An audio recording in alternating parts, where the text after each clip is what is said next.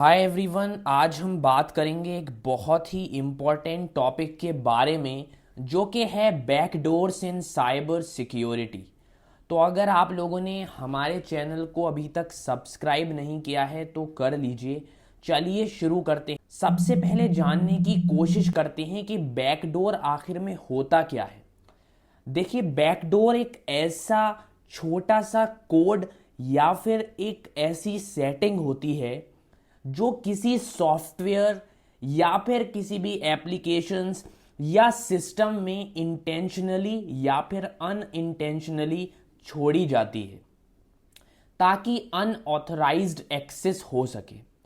इसका main purpose है कि अगर डेवलपर्स को फ्यूचर में कोई प्रॉब्लम हो तो उन्हें आसानी से एक्सेस कर सके। पर कई बार ये बैकडोर साइबर अटैकर्स के लिए एक दरवाज़ा या फिर एक डोर की तरह काम करते हैं जिससे कि वो इलीगल एक्टिविटीज़ परफॉर्म करते हैं और आपके सिस्टम में या आपके सॉफ्टवेयर में अनऑथराइज्ड एक्सेस कर लेते हैं।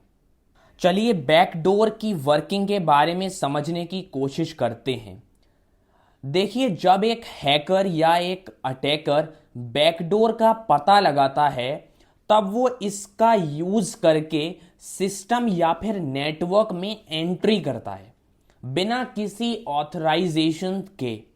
इससे वो सेंसिटिव डेटा तक पहुंच सकता है, मालवेयर्स इंस्टॉल कर सकता है या फिर सिस्टम को मैनिपुलेट कर सकता है।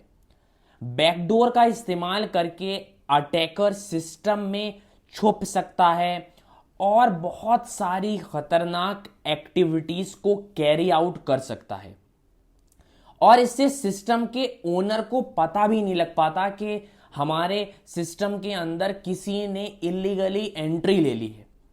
इस तरह से बैकडोर जो है वो काम करता है by providing a hidden entry point to a system और network, allowing unauthorized access to it, potentially compromising its security।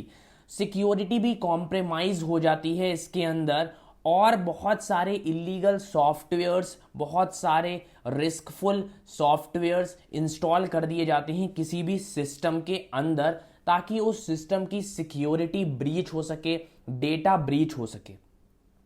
कुछ टाइप्स के बारे में बात कर लेते हैं। सबसे पहला कॉमन टाइप आता है बैकडोर का, हार्डवेयर बैकडोर्स। हार्डवेयर बैकडोर्स क्या होते हैं? ये फिजिकल डिवाइसेस में होते हैं जैसे कि हमारी यूएसबी हो गई या फिर ड्राइवर्स हो गए या कोई भी नेटवर्क इक्विपमेंट हो गए। तो इसके थ्रू जब कोई भी एंट्री लेता है तो उसको हम हार्डवेयर बैकडोर्स कहते हैं। इसके बाद आता है सॉफ्टवेयर बैकडोर। ये सॉफ्टवेयर के अंदर छिपे होते हैं जैसे कि ऑपरेटिंग सिस्टम के अंदर या किसी भी एप्लीकेशंस के अंदर या किसी भी फर्मवेयर के अंदर।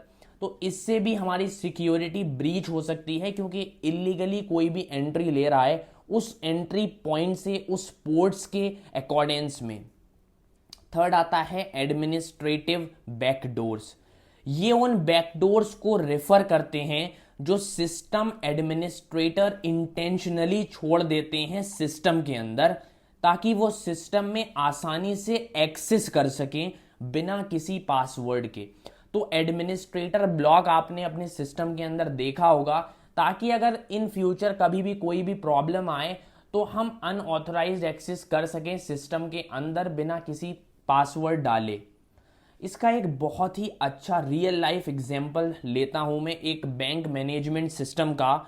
जैसे कि बैंक के डेवलपर ने सिस्टम में एक बैकडोर छोड़ा था ताकि अगर कोई भी टेक्निकल प्रॉब्लम इन फ्यूचर आए तो वो इसे यूज करके उस प्रॉब्लम को सॉल्व कर सके जल्द से जल्द। अब आप इमेजिन करिए कि अगर एक साइबर अटैकर ने उस बैकडोर का पता लगा लिया तो इससे क्या होगा?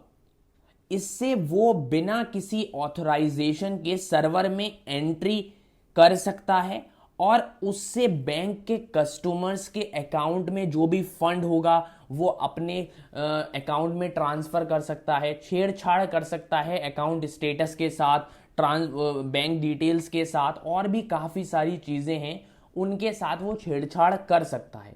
तो इस तरीके से ये एक रियल लाइफ एग्जाम्पल हो गया कि अगर किसी ने बैंक मैनेजमेंट सिस्टम के अंदर इलीगली एंट्री ले ली तो उससे कैसे ये बैकडोर इफेक्ट करेगा और कैसे वो बैकडोर वर्क करता है।